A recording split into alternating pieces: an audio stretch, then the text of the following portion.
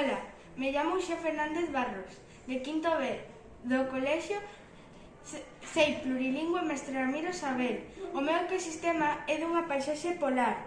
Os elementos que a compoñen son as montañas, o iglú e o lago.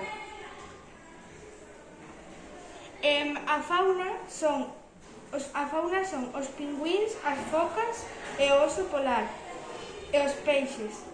O consumidor primario son unhas algas que están no lago e non se poden ver do pequenas que son. O consumidor secundario son os peixes e o terciario son os pingüíns, as focas e o oso. A flora non pode crecer debido ás baixas temperaturas que impiden.